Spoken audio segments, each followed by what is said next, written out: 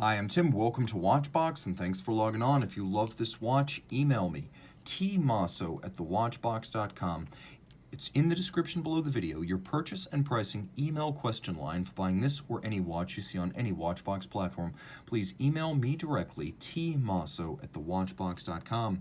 Today, we're discussing a Rolex Oyster Perpetual Day-Date II, reference 218238 in yellow gold. It is a classic Rolex Day-Date combination of gold President bracelet, gold case, gold dial, and gem setting. The watch is substantial. This model, made from 2008 through 2014, was the biggest ever Day-Date, and the current Day-Date 40 is a big step down in wrist presence, partly because the current watch features pivoted end links, whereas here we have solid end links across the wrist, creating the impression of a much larger watch.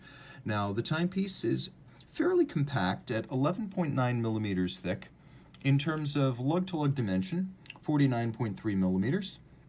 And then a beefy 53.1 millimeters across the wrist, and that distance, that 53 millimeter distance, compares to just over 47 millimeters across the wrist for the Day-Date 40, which gives you a sense of why that watch was so much smaller than this one and has so much less wrist presence. Spacing between the lugs is 21 millimeters, and you can see on my wrist 16 centimeters in circumference. It is a big thing. I would say you probably don't want to wear this watch on a wrist any smaller than 15 centimeters circumference. This is 16 and it's pushing it. And I do believe that you're better off with the Day-Date 40 if your wrist is any smaller than 15. Though it is a very flat watch at under 12 millimeters thick with a domed bezel, it will really slide well and quickly beneath any kind of a dress cuff or formal sleeve.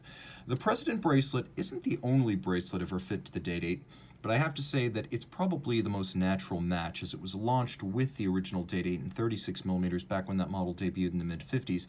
Here we have the President bracelet, a three-link design with solid end links, solid center links, robust construction, and I have to say that it nicely threads the needle between the solidity of the three-link Oyster Sports bracelet and the short-link souplesse and superior venting of the 5-link Jubilee dress bracelet. So it's really the best of both.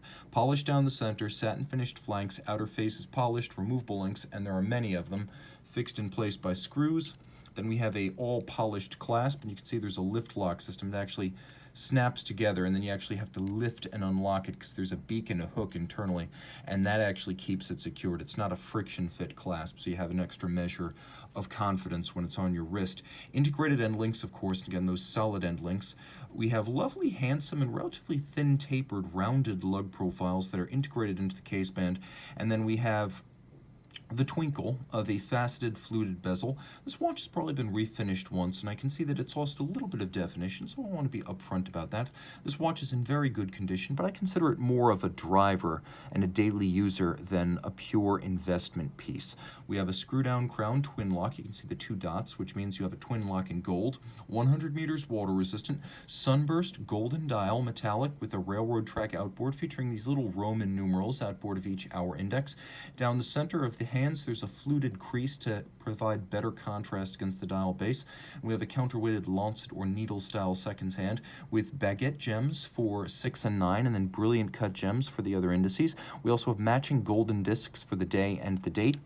And this watch, with caliber 3256, a movement only ever used in the Day-Date II, includes a double quick set, one for the day and then one for the date. Pull the crown out further, and you have a stop seconds function, and now you can set the watch to the second against a reference time.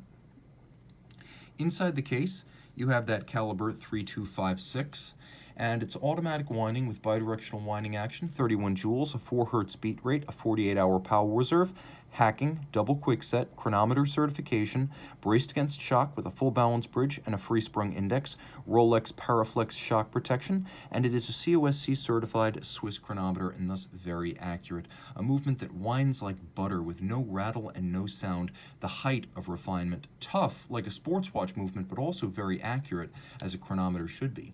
Reach out to tmosso@thewatchbox.com for purchase and pricing details.